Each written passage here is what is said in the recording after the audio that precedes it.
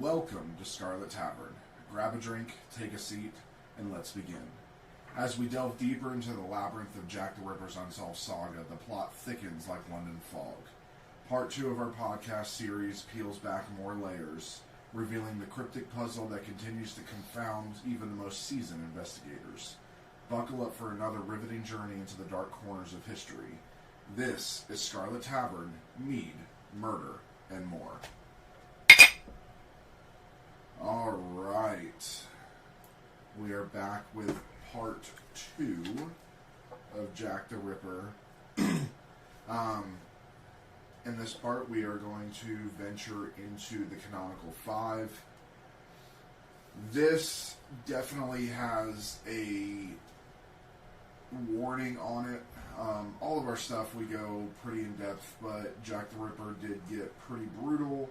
And as you know, we don't leave anything out. So, not only is this a listener warning, this is trigger warnings, all of that kind of stuff. If this bothers you, then you might want to go listen to the next episode when that comes out. Or go listen to one of our other episodes. All good episodes. So, I guess, well, let's get started. Yeah. So, in the late 19th century, life for lower-class women in London was difficult. Many of them worked for meager wages as domestic servants or in sweatshops. Their daily wages often meant that they would have a place to sleep at night. 3 or 4 pence would buy a bed in one of Whitechapel's many lodging houses. In desperation, women could turn to prostitution, and certain streets of London's East End became notorious destinations for the sex trade, of which the Ripper victims had all been working at the time of their deaths. The substantial number of attacks against women in the East End during this time adds uncertainty to how many victims were murdered by the same individual. 11 separate murders stretching from April 3rd, 1888 to February 13th, 1891 were included in a Metropolitan Police investigation and were known collectively in the police docket as the Whitechapel murders. The violent deaths of these 11 women revealed the dangers facing lower-class women at the time. Opinions vary as to whether these murders should be linked to the same culprit. Of these murders, most experts agree that Jack the Ripper was responsible for the 5 murders that occurred from August through November 1888. Most experts point to the deep slash wounds to the throat, followed by extensive abdominal and genital area mutilation, the removal of internal organs, and progressive facial mutilations as the distinctive features of the Ripper's modus operandi, or M.O. The first 2 cases in the Whitechapel murders file, those of M.O. Elizabeth Smith and Martha Tabram, are not included in the canonical 5. The series of killings that began in August 1888 stood out from other violent crimes at the time. They were marked by sadistic butchery, suggesting a mind more sociopathic and hateful than most citizens could comprehend. The first murder was Mary Ann Nichols, and that took place on August 31st. Annie Chapman was killed on September 8th. Elizabeth Stride and Catherine Eddowes were murdered September 30th, and Mary Jane Kelly on November 9th. These are often referred to as the canonical 5 Ripper murders, although Martha Tabram, stabbed to death on August 6, 1888, is considered by some Ripperologists, quote-unquote, to be the first victim. On September 28th, a letter was received at the Central News Agency signed Jack the Ripper, threatening more murders. The name caught the public imagination when it first appeared in the newspapers and was used ever afterwards. Whitechapel was now in uproar. Riots broke out as hysterical crowds attacked anyone carrying a black bag, as a rumor had spread that the Ripper carried his knives in such a bag. Another letter was received by the Central News Agency in which the Ripper said he was sorry he had not been able to send the ears to the police as he had promised. Catherine Eddowes' left ear had been partially severed. The murders of Stride and Eddowes became known as the Double Event. The horror of the double murder gripped London. Rumors now began to circulate the Ripper was a mad doctor, a Polish lunatic, a Russian Czarist, and even an insane midwife. Oof. Mary Jane Kelly is considered to be the Ripper's final victim. and it is assumed that the crimes ended because of the culprit's death, imprisonment, institutionalization, or emigration. The panic and public outcry caused by the murder of Mary Kelly led to the resignation of Sir Charles Warren, chief of police. Mary was the last of the Ripper's victims. His reign of terror ended as suddenly as it began. For 100 years, various names have been suggested as the killer of these women. Each of the canonical 5 murders was perpetrated at night, on or close to a weekend, either at the end of the month or a week or so after. The mutilations became increasingly severe as the series of murders proceeded, except that of Stride, whose attacker may have been interrupted. Nichols was not missing any organs. Chapman's uterus and sections of her bladder and vagina were taken. Eddowes had her uterus and left kidney removed and her face mutilated, and Kelly's body was extensively eviscerated, with her face quote-unquote gashed in all directions, and the tissue of her neck being severed to the bone, although the heart was the sole organ missing from this crime scene.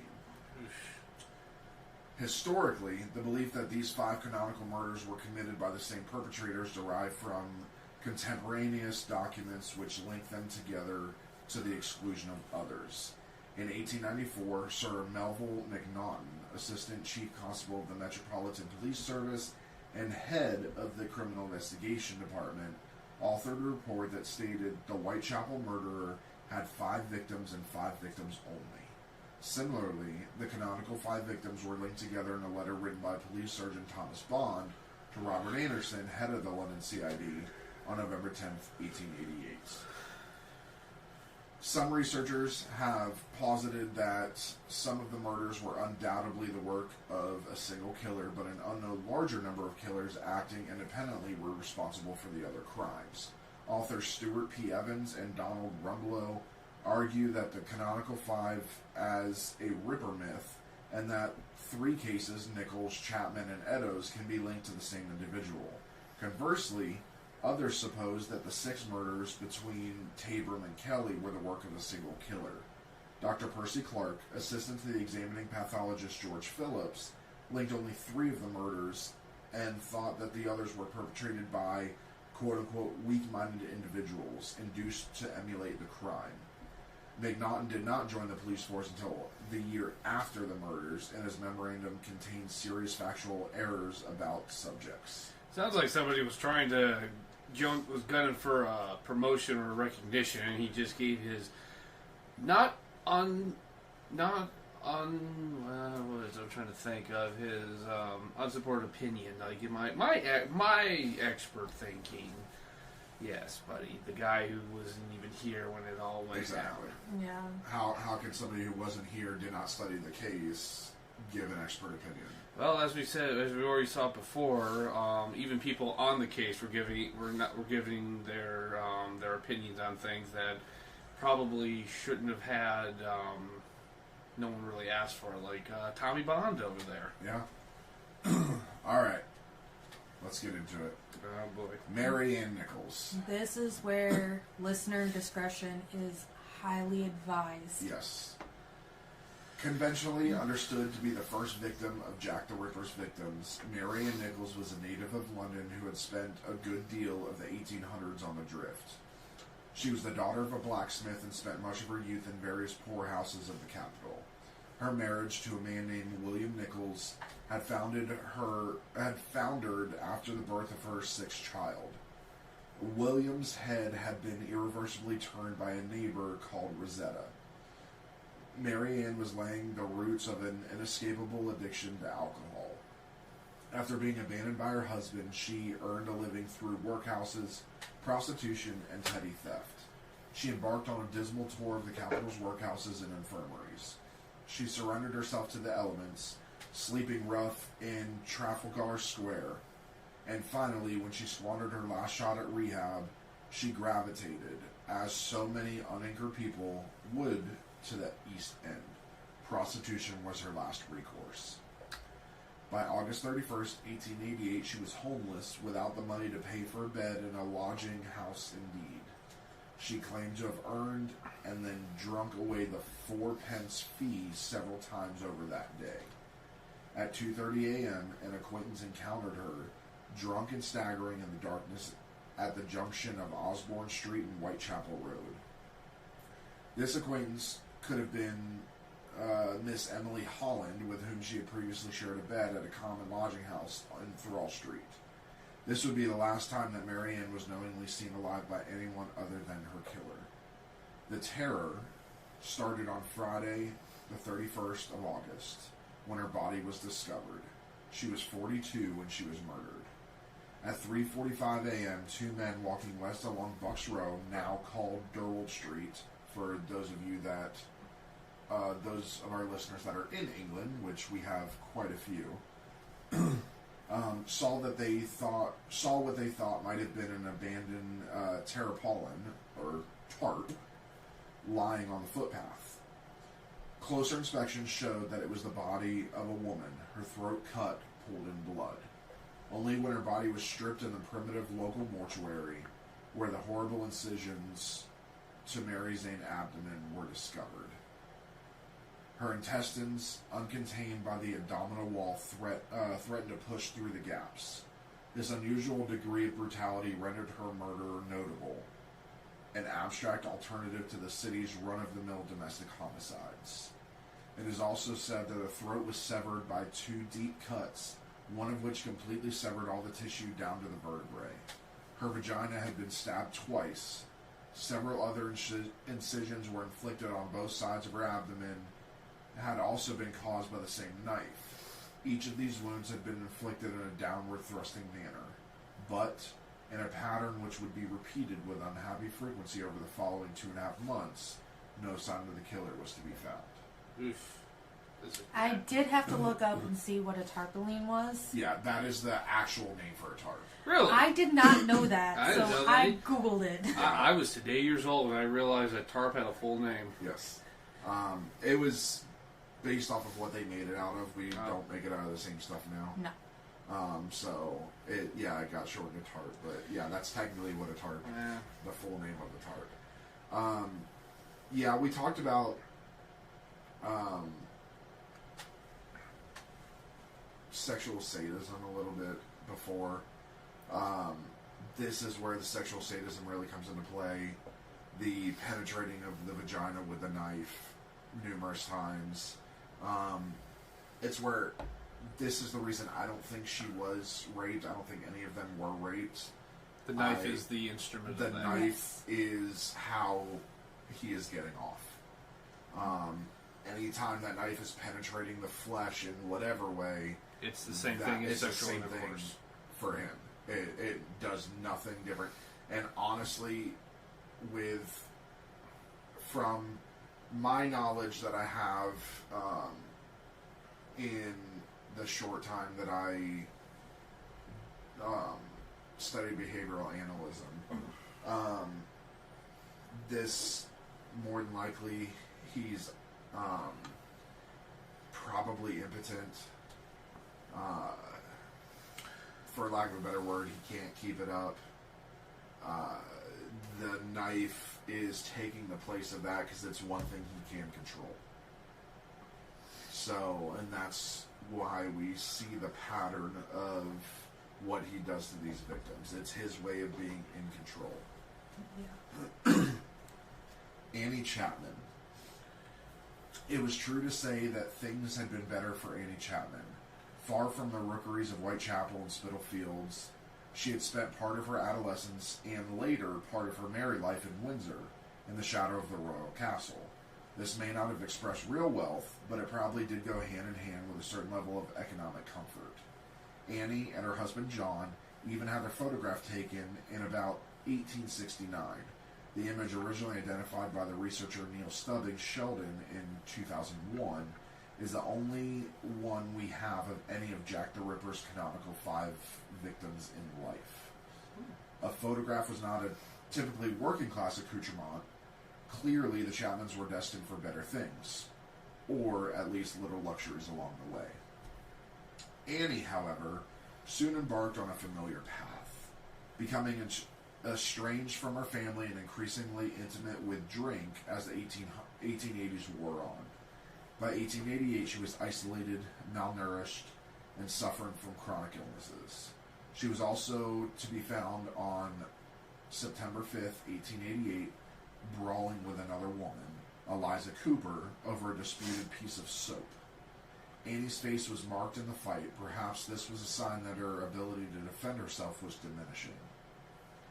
On Saturday, September 8th, 1888, the second victim, Annie Chapman, was found. She was 47 years old when she was murdered. Her body was discovered at approximately 6 a.m. near the backyard of 29 Hanbury Street, Spitalfields. Her few possessions were laid out next to her body. As in the case of Nichols, her head was almost severed by 2 deep cuts. Her abdomen had been cut entirely open and pulled apart. Sections of skin from the stomach lay on her left shoulder, and the right shoulder a mass of intestines. Chapman's autopsy also revealed that her uterus and sections of her bladder and vagina had been removed and taken by the murderer. As before, no sign of the perpetrator. It seems like now things are getting more brutal. He's starting to get more comfortable with the idea of just doing these horrific things to people. Just not being seen. Well, and we mentioned earlier that a lot of people believe that there was a murder before the canonical 5. Yes. Yes. Elizabeth Tabram. I agree with that. Oh yeah, every killer starts. Because later on in the doc, does go into what happened to Elizabeth Tabram. Well, so for most serial killers, this is 85% of them. Their first kill is always sloppy. They're trying to figure themselves out, trying to figure out their MO, their signature, things like that. So, with a brutal stabbing being the first thing, it's highly likely. It's more unlikely that Ann Nichols is the first one, because, yes, it's still brutal, but it's still surgical. He would not have the confidence with his first one to do this. Mm-hmm. Now, he may not have, if he didn't kill that person, then there's the holy trinity of serial killers, that it's the signs of a serial killer. It's wetting the bed at an older age. It is cruelty to animals. And, wow, why can't I think of the third one? Let me see. Bear with me. It's been a long time. I think it's also, I think you spoke of this, Kayde, in the previous episode. One of the running theories they had of there is that the first thing that they would have done was slash the throat in this. This is probably why nobody even saw a sign or even heard this going on, because this is, even though this is a poor neighborhood that nobody wants to get caught off in dark, it is still highly overcrowded. So, fire setting. Sorry, arson is it's called the Holy Trinity. It's also called the McDonald Triad.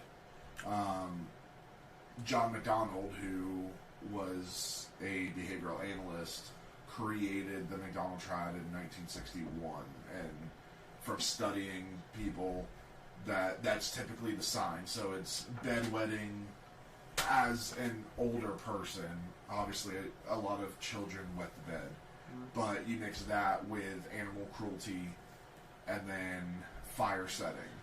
And so it could have been that he started practicing on animals.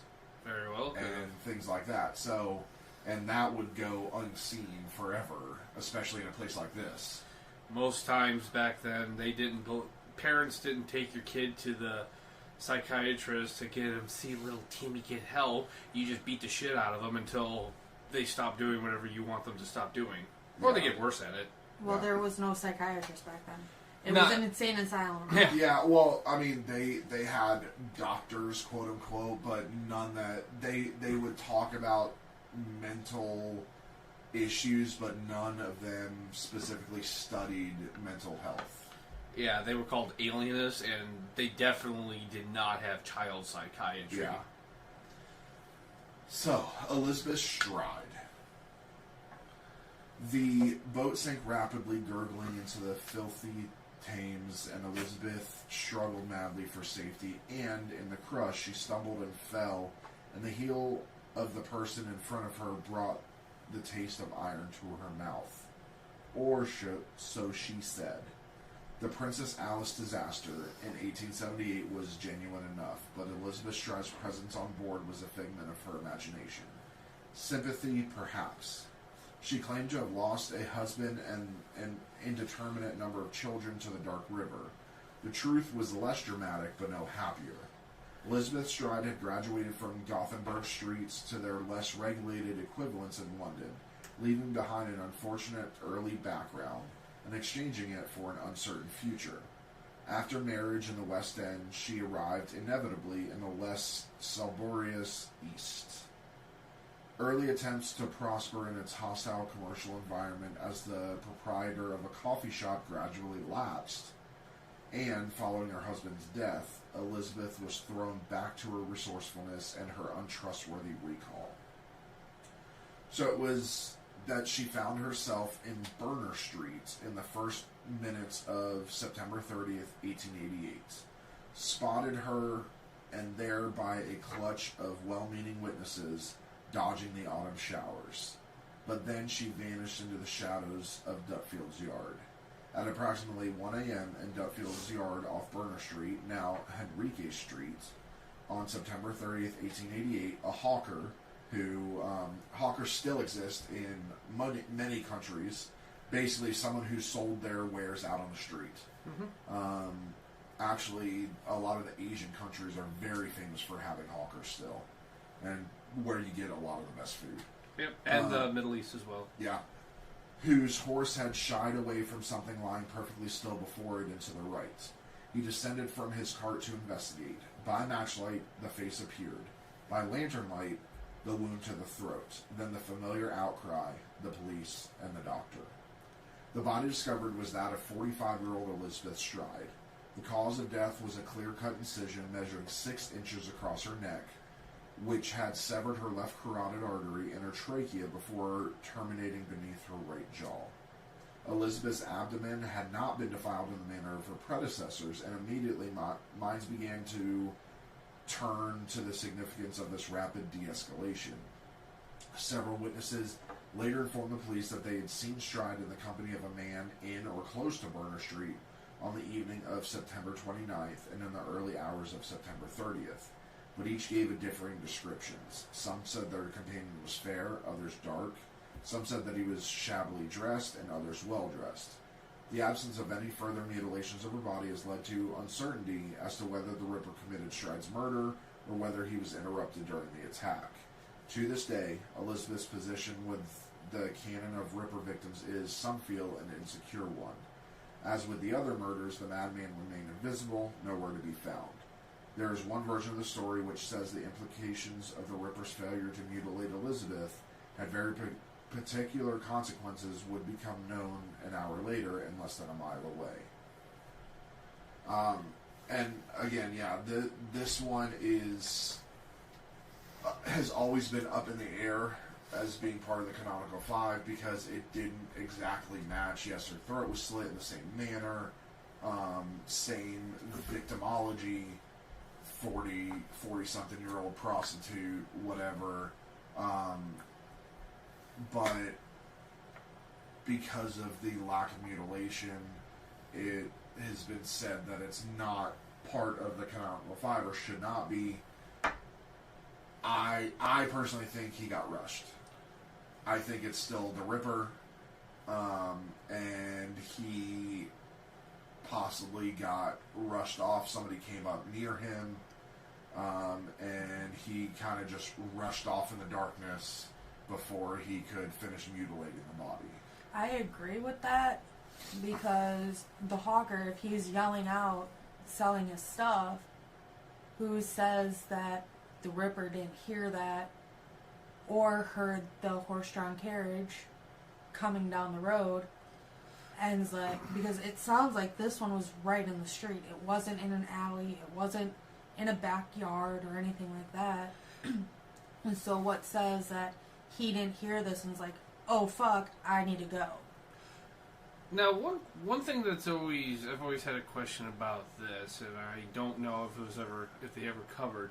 Was she also, Elizabeth Stride, was she also something of like an alcoholic as well? Like everyone so far has been some kind of dependency Yes. of alcohol. Yes. There's not a lot of information on her because, again, most people don't believe she is part of the Canonical Five. So not too many people did to it, but probably a good assumption she may have had a... Exactly. Because... I mean, everybody else is. Yeah. I mean, most people were then anyways. Especially in the place that they live.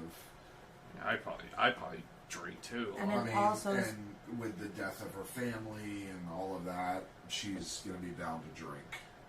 It also seemed like she had a lot of possible Mental. mental problems.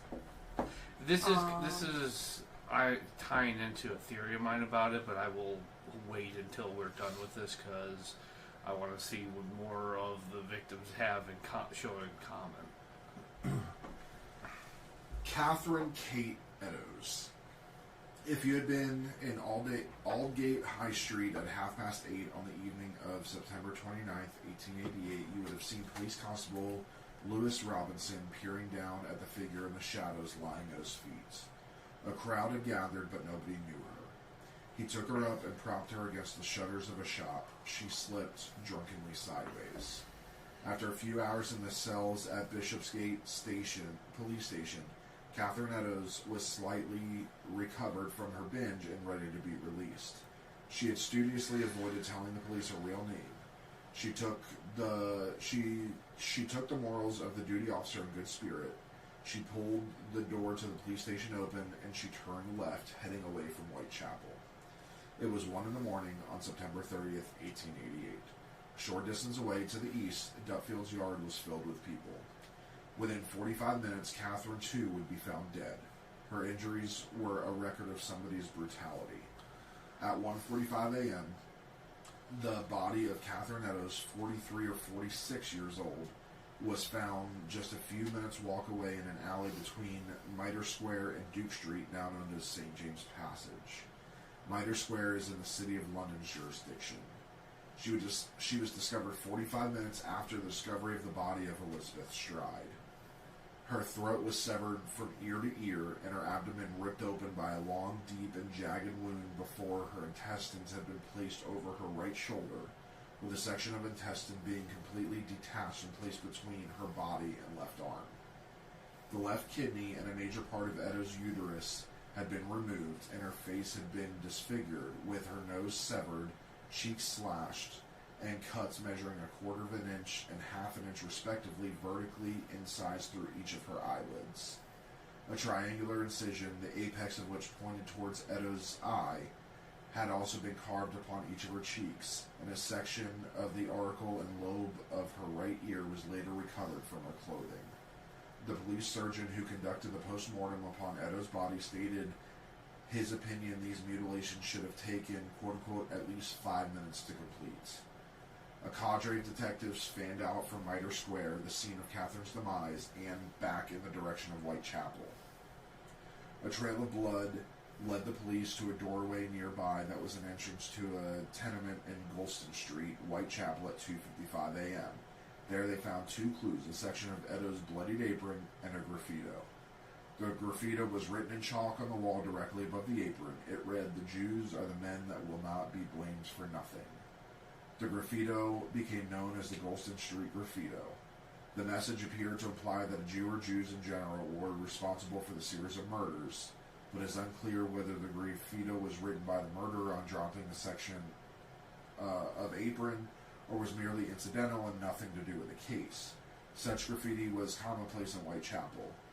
As we stated before, Police Commissioner Sir Charles Warren feared the graffito might spark anti-Semitic riots and ordered the writing washed away before dawn.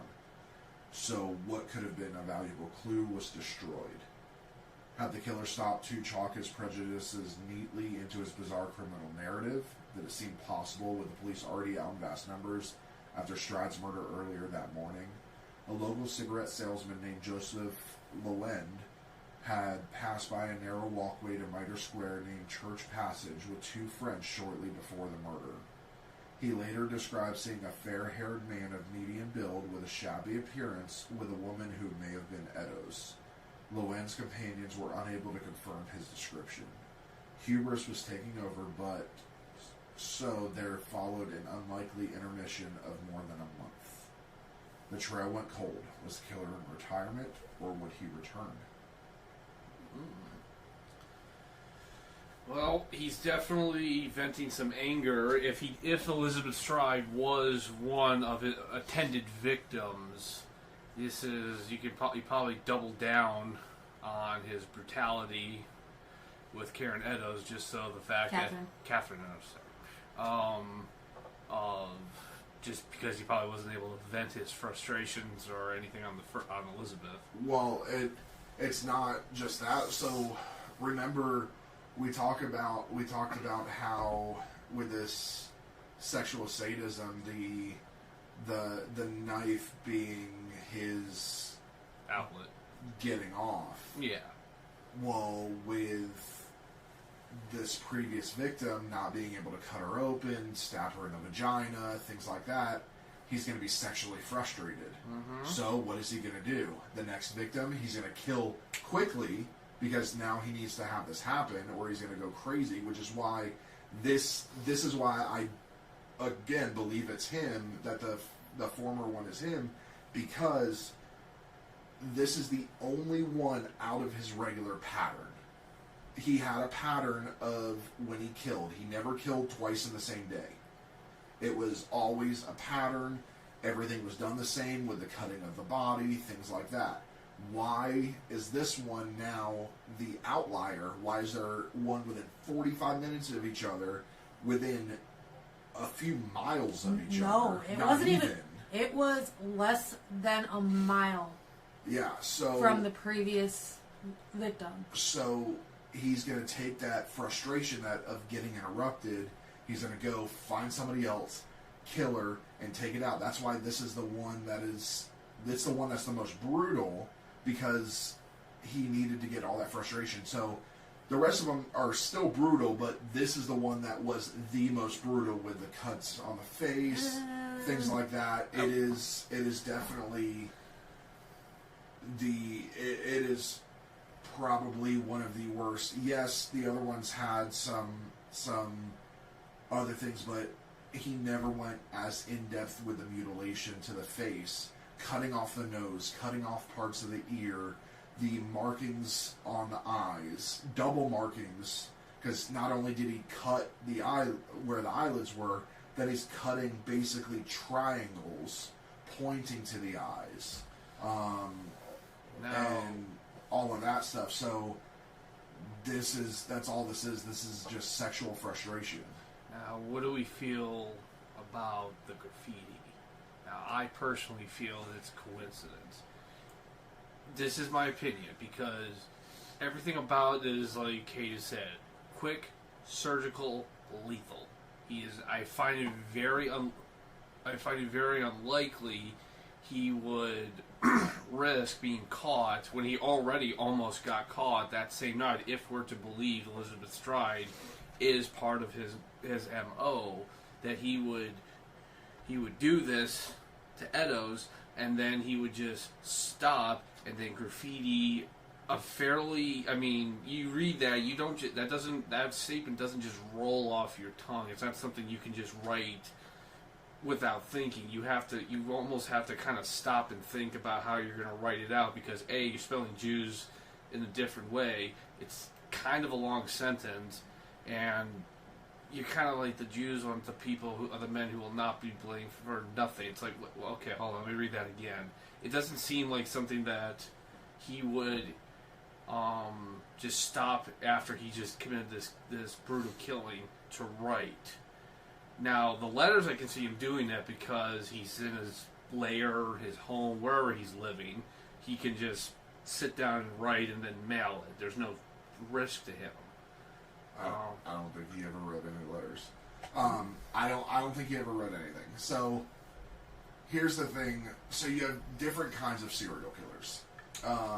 You have Jack the Ripper, who, for all intents and purposes, does not want to be caught, does not want his name out there. He's just doing this to get off. Mm-hmm. Where you have BTK, which we're going to do on. I remember when he got caught. I remember it making the news.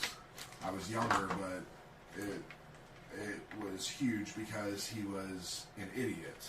Yeah, I thought how stupid he was too. So, do you remember how he got caught?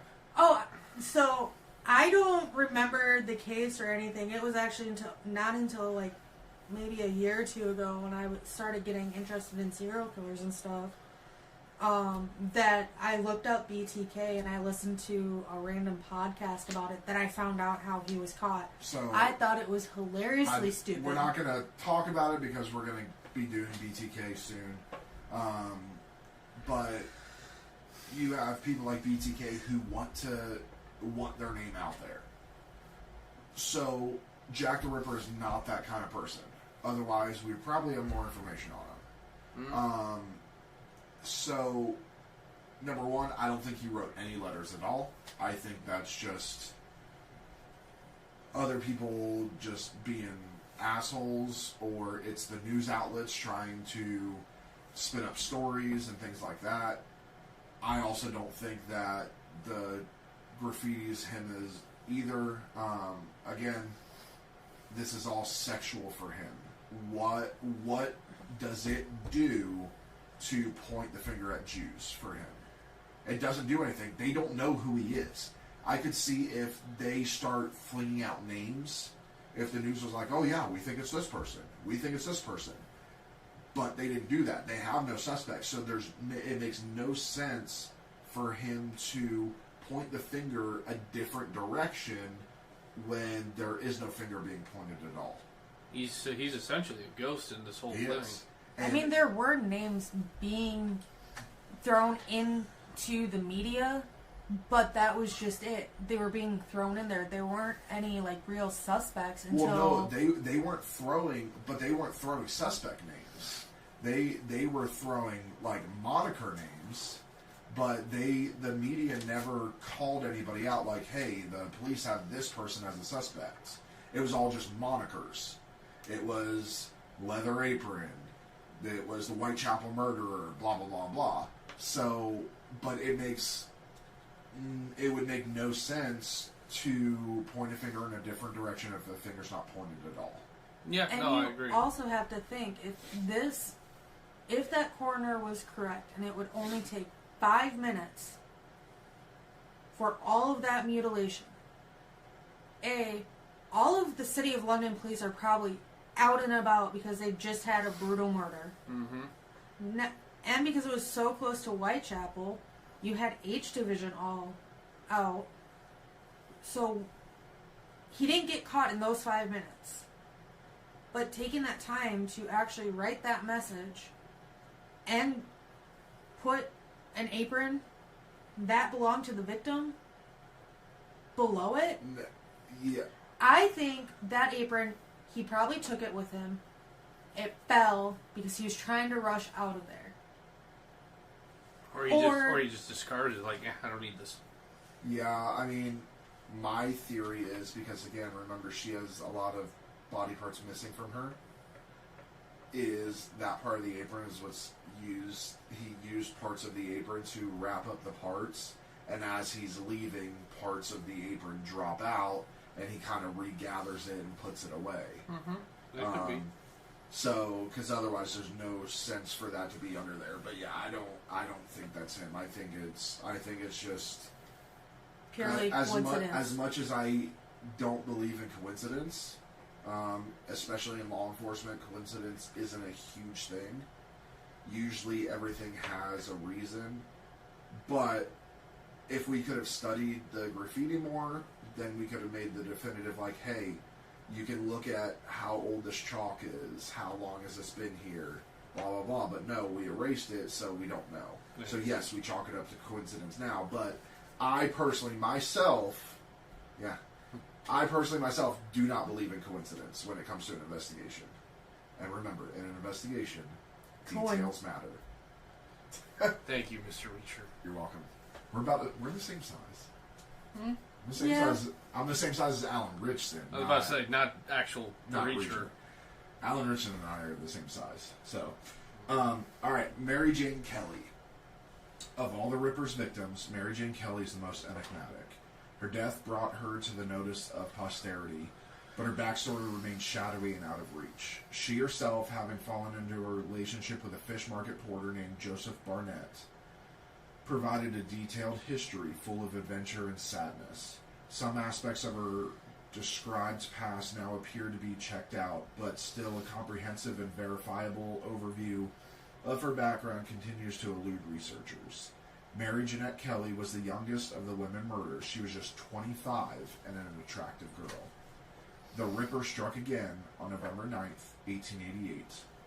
The extensively mutilated and disemboweled body of Mary Jane Kelly was discovered lying on her bed in the single room where she lived at 13 Miller's Court off Dorset Street, Spitalfields, at 10:45 a.m. on Friday, November 9th, 1888. She was found in her room by a rent collector who said, "I shall be haunted by this for the rest of my life." Her face had been hacked beyond all recognition, with her throat severed down to the spine, and the abdomen almost emptied of all its organs. Her nose and breasts were cut off and dumped on a table. Her entrails were draped over a picture frame. Her uterus, kidneys, and one breast had been placed beneath her head, and other viscera from her body placed beside her foot. Sections of her abdomen and thighs upon a bedside table. The body had been skinned and gutted, and her heart was missing from the crime scene.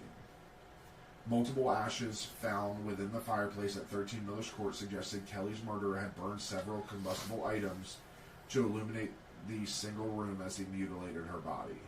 A recent fire had been severe enough to melt the solder between a kettle and its spout, which had fallen into the grate of the fireplace. The photograph of Mary Jane's corpse on her bed, divested from everything which made her human, is the last hideous memento of Jack the Ripper's murderous fugue. In a break with his previous habits, the Ripper ventured inside to kill, and satisfied himself that he was unlikely to be interrupted that night. Barnett had indeed moved out of the squalid room in Miller's Court, which he had shared with Mary Jane a few weeks earlier, insulted by her return to regular prostitution, leaving her alone. Living upstairs, Elizabeth Prater heard a cry of murder at about 4 in the morning of November 9th, 1888, but she did nothing about it. Mary Jane's lifeless body was discovered shortly before 11. One senior police officer reviewing the case later concluded that the abattoir scene in Miller's Court had tipped the mind of its creator, perhaps. It is certainly true to say that nothing on a comparable scale happened again. Jack the Ripper's identity died on the blanched lips of Mary Jane Kelly. Now, I mean, everyone's often said that is Elizabeth Stride one of the canonical five. To me, there's more. I'm not saying that I agree with it, but I'm saying there's probably more of a case to say that Mary Jane Kelly was not a victim of the Ripper than Elizabeth Stride, simply because there was so many more deviations from his MO with this one than the other ones. Or it could be said this is how his true MO would really play out, because he had the safety of indoors, whereas on the streets there's just too much risk of him getting caught if he, I guess, went really, I mean, he's already psycho, but really full-bore psycho. And that's my thought, is this is the true MO, this is the true signature, because he knew he was never going to be interrupted. He was inside in an enclosed room. Nobody, if you notice, she heard screams, which means he didn't cover her mouth. He took his time with her, and if he would have had time with the other victims, we probably would have seen the same things. if they had a place to live. This is the only one that had an actual place to live. The rest were homeless. They were homeless. They were prostitutes. They were squatting in other places. So this is the only one that had a place to live. If the rest did, I guarantee you that they would have all been this brutal. I believe it. I 100% believe it. Because the only deviation from the his MO is it's inside a building. Mm-hmm. That's it. Yeah, I mean, the organs were removed, everything was desecrated, and it was very brutal. The cuts in the neck, all of that, it's all the same, just to a higher degree. Yeah, that's where I've seen it where people thought, oh, it's too brutal. It smacks of personal because it is so brutal. I mean, technically, it is all personal to him. Well, yeah, right. Yeah, to him, it's it sexual. it would be very And personal. there is a theory that we will get into next episode that it could have possibly been her boyfriend or her ex-boyfriend. So we are going to conclude with other possible victims. Emma Elizabeth Smith was robbed and sexually assaulted on Osborne Street, Whitechapel at approximately 1:30 a.m. on April 3rd, 1888. She had been bludgeoned about the face and received a cut to her ear. A blunt object was also inserted into her vagina, rupturing her peritoneum. She developed peritonitis and died the following day at a London hospital. Smith stated that she had been attacked by 2 or 3 men, one of who she described as a teenager. This attack was linked to later murders by the press, but most authors attribute Smith's murder to general East End gang violence unrelated to the Ripper's case. I agree. Yeah. I do not think this is the Ripper. The only thing that is similar is the insertion to the vagina, but it was done with a blunt object, not a sharp. Then she's saying it's 2 or 3 men. East End London gangs would often target prostitutes to force them to work for them or just simply rob them. Well, the thing is with this one, it's the press put all the Whitechapel murders in and around that time on Jack the Ripper. It didn't matter if the MO was matched up or anything. This one, I personally don't think he did, just because she said it was most likely gang. Yeah. Listen, we've seen the Newsies. We've seen... I've never seen the Newsies.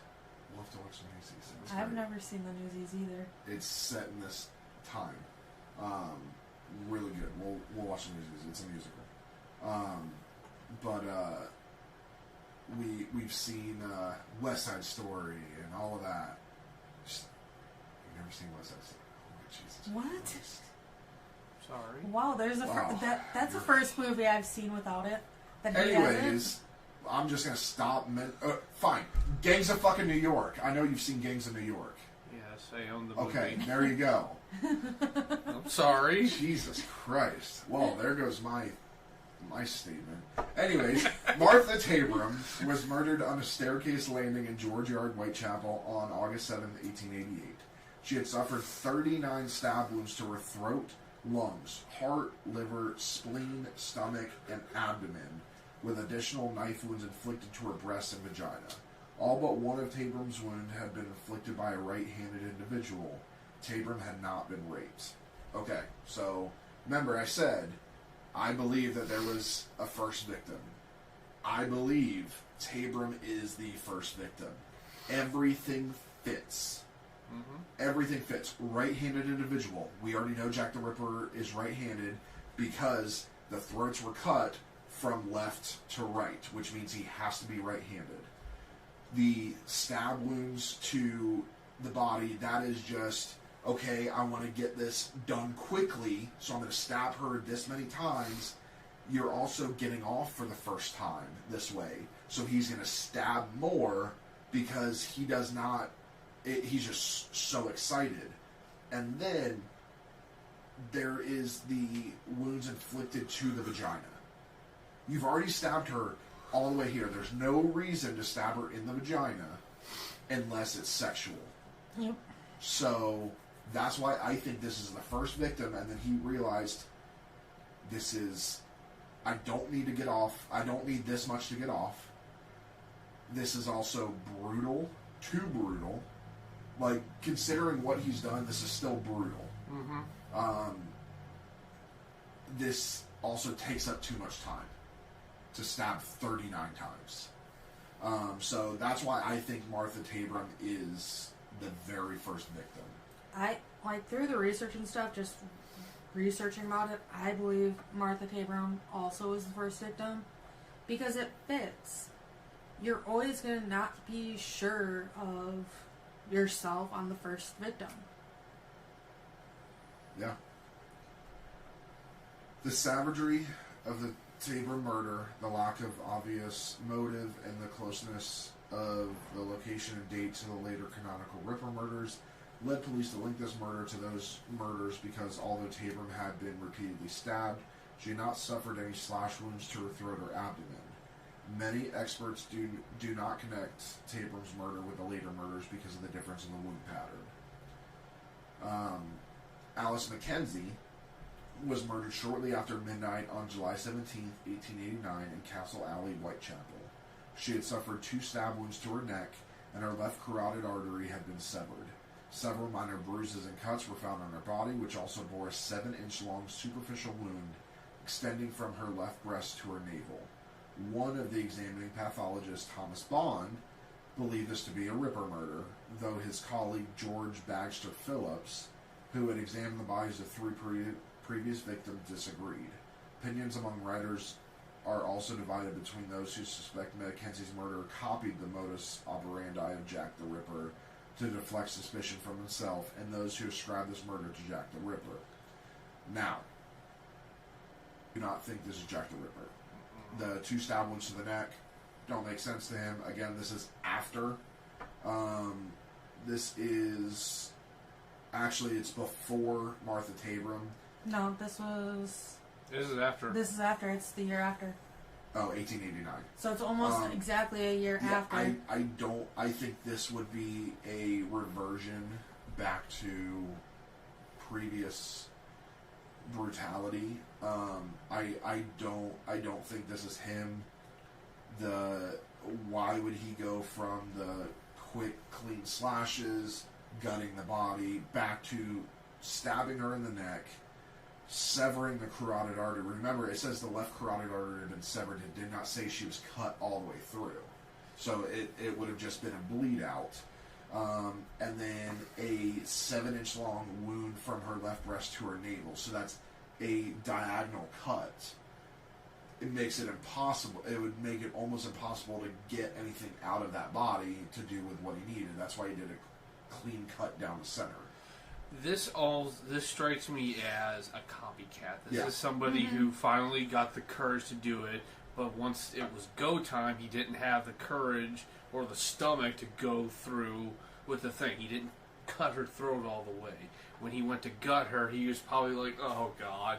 And he only, as they said, there was only a superficial wound across her abdomen, not enough to do anything really. So probably this was just some sicko who thought he could be the next Jack the Ripper or Emmy or whatever. It doesn't matter. This strikes me as a copycat. Yeah. Yep. Somebody who tried to actually be Jack and he just didn't have the courage or the fortitude to be Jack. Yeah. At 2:15 a.m. on February 13th, 1891, P.C. Ernest Thompson discovered a 25-year-old prostitute named Frances Coyles laying beneath a railway arch at Shallow Gardens, Whitechapel. Her throat had been deeply cut, but her body was not mutilated, leading some to believe Thompson had disturbed her assailant. Coles was still alive, although she died before medical help could arrive. A 53-year-old stoker, which is a person that feeds fuel to a furnace, James Thomas Sadler, had earlier been seen drinking with Coles, and the two were known to have argued approximately 3 hours before her death. Sadler was arrested by the police and charged with her murder. He was briefly thought to be the Ripper, but was later discharged from court for lack of evidence on March 3rd, 1891. Sounds almost like, not to make light of murder, but it sounds like just an ordinary murder. Yeah. Maybe he did. It's happened a lot. I mean, it's quite possible PC P.C. Thompson had interrupted the murder, but that doesn't necessarily mean this was Jack the Ripper. Yeah, I mean... and especially because the murders happened in 1888. This happened in 1891. There should have been more murder. Like, if this was the case... Not necessarily. So, there's been a number of serial killers that have taken a break, quote unquote, and it's for various reasons. They've either been arrested, they got sick, they went out of town, they just got their fill of what they needed for that time, and then they picked it back up later. And a lot of people believe, that's why, and I'm going to say this, and I don't believe that this is true, but one of the speculations is that, and was huge for a long time until people debunked it, was that Jack the Ripper was the same as the Zodiac Killer. That was a theory for a while. The only problem with that is Jack would have been 100 years old. Yeah. As the Zodiac Killer. Which, again, we are doing the Zodiac Killer because, as bad as it is to say, that's probably my favorite of the unsolved serial killers. Jack the Ripper, yes, is brutal, but Zodiac was a little more close to home, I guess you could say. Well, it's in time and space. Yeah, it's in America. And it wasn't across the pond. Yeah, and it was more modern for us. And growing up, in a law enforcement family, everybody studied because there was all the cryptography and everything for that one. That when you come from a law enforcement family like I do, that's your pastime is doing cryptography. Oh. In my pastime, I got to talk about medical stuff. But yeah, so I don't believe that this was him. Anyways, yes, he could have taken a break, but I think he died, to be honest. I think that's why the killer stopped. He probably died of a disease that was very common then. He probably was, more than likely, he was homeless himself, and which was very common. And when you have 80,000 people in one place, sickness creeps up on you very quickly. Oh, yeah. Kills you very quickly with no medical attention. Plus, he's not going to go get medical attention because he's a fucking serial killer. So why is he going to expose himself to anything? Or he probably couldn't afford it. So I think, honestly, by this time in 1891, he's already dead. I think he's already dead, but I also think he might have been institutionalized. Oh, that's also a very distinct possibility. So, in addition to the 11 Whitechapel murders, commentators have linked other attacks to the Ripper. In the case of quote-unquote Fairy Faye, was a nickname given to an unidentified woman whose body was allegedly found in a doorway close to Commercial Road on December 26, 1887, after a stake had been thrust through her abdomen, but there were no recorded murders in Whitechapel at or around Christmas 1887. Fairy Faye seems to have been created through a confused press report of the murder of Emma Elizabeth Smith, who had a stick or blunt object shoved into her vagina. Most others agree that the victim, Fairy Faye, never existed. Very common, especially back then.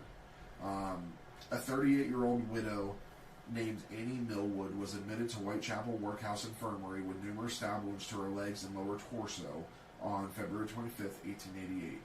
Informing the staff, she had been attacked with a clasp knife by an unknown man. She was later discharged but died from apparently natural causes on March 31st. Millwood was later postulated to the Ripper's first victim, although his attack cannot be definitively linked to the perpetrator. This is not his first victim. Another suspect's pre-canonical victim was a young dressmaker named Ada Wilson, who reportedly survived being stabbed twice in the neck with a clasp knife upon the doorstep of her home in Bow in March 28, 1888, by a man who had demanded money from her. This sounds like a particularly brutal mugger. Yeah. Doesn't Yeah. sound like Jack. I mean, if Jack said anything to its victims, I mean, we have no We don't idea. know. We don't know. Excuse me. But no, this, and plus he survived. Yeah. Plus, also, this is a dressmaker. I'm going to just assume that this is not some prostitute No. streetwalker. Not as a dressmaker. She would be making some money. So, and everybody here seems to be. Homeless, alcoholic, prostitute. It doesn't say Ada Wilson's age, right? It never said how old she was. No. No. Age. But honestly, I don't think age had anything to do with it. It typically does, though. So here's the thing. So we have one victim that's the outlier at 25 to 27 years old. Yeah. But typically, when a killer, most serial killers have a specified victim. They either look the same or they're about the same age. You see a lot where some serial killers like the young blonde females, so they will always target because it reminds them of their mother or something like that. Yeah. If we look at most of his victims, they were in their 40s. Mid to late 40s. Correct. Yeah. So probably his same age. Or possibly, if he was younger, his mother's age. That's possible. And unfortunately, without more evidence to do a more definitive workup on him, we'll never know if that's part of his MO. But from what we can tell, there was one outlier, which is the 20-year-old, the 20-something-year-old, which could have just been a crime of opportunity.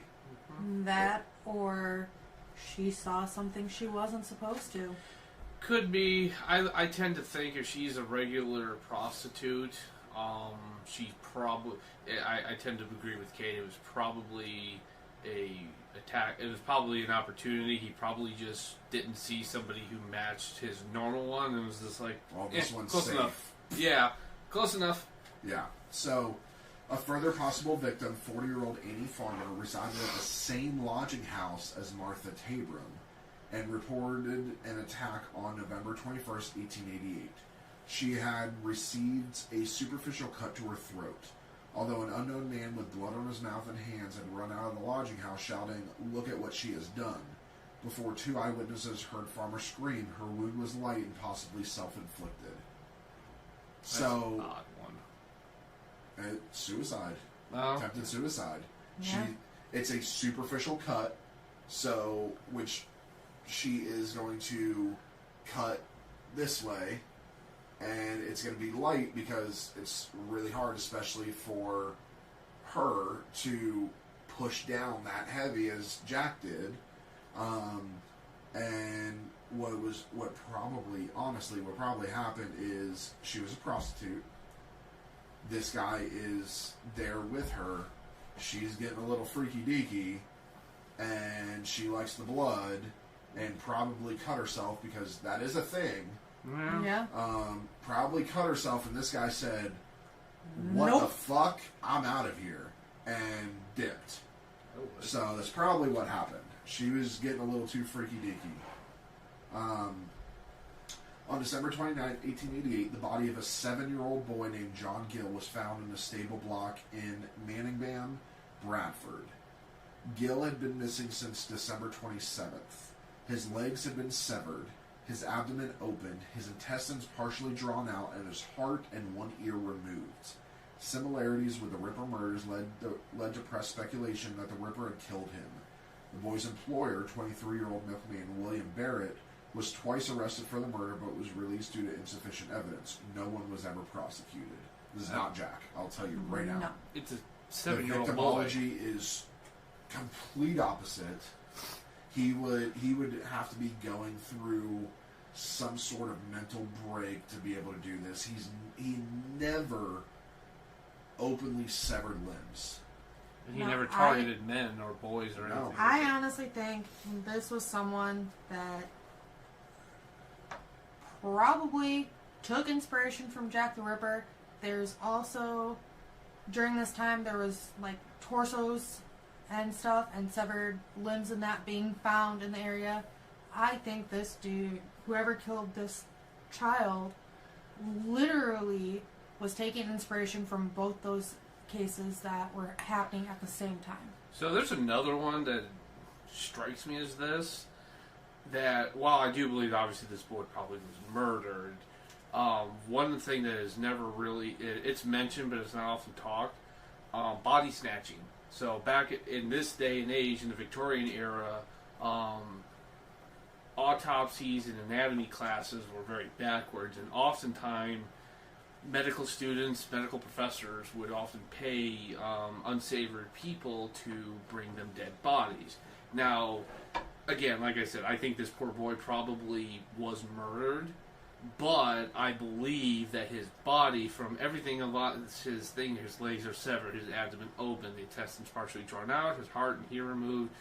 I'm thinking probably someone found this poor boy who died or was murdered, and then decided to sell his body, sell his body to a student or students, and they just decided to brush up on anatomy. Yeah.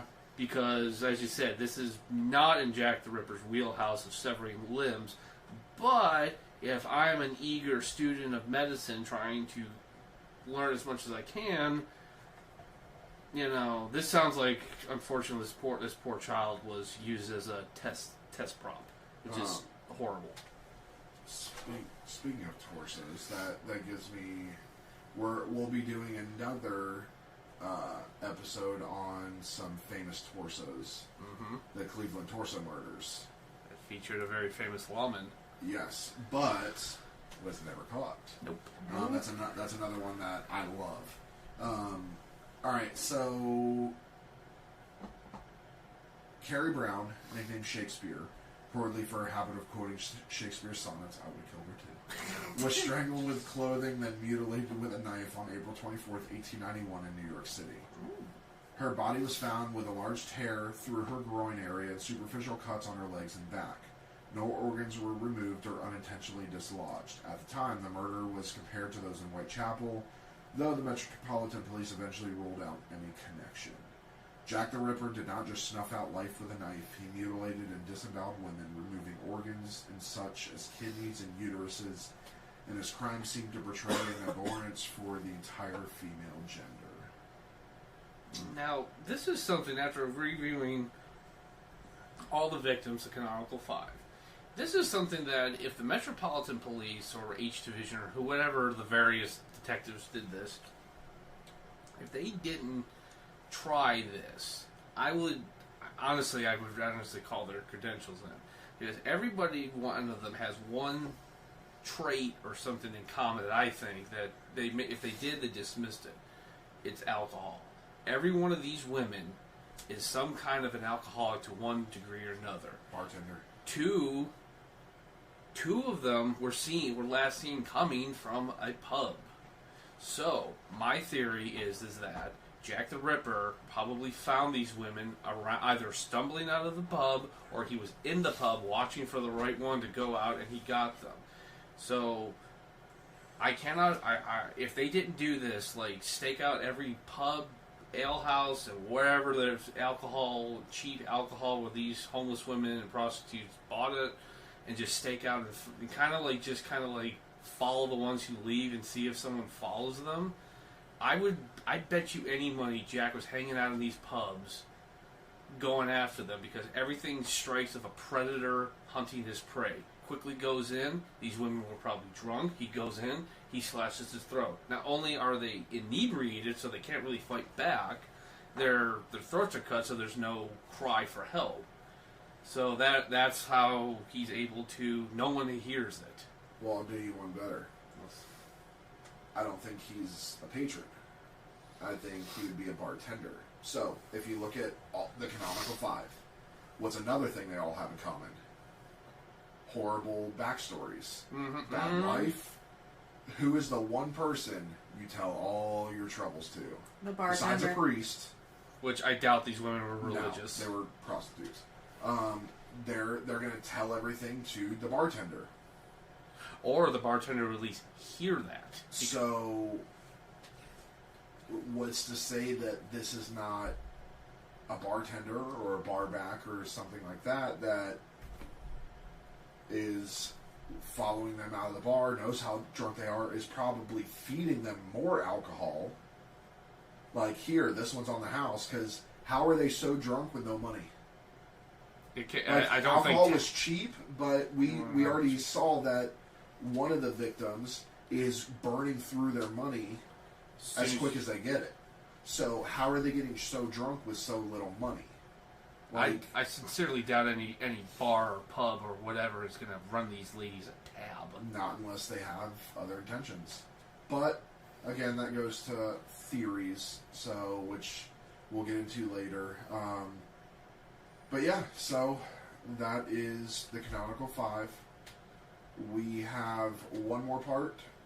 1 or 2. Depending on the writing.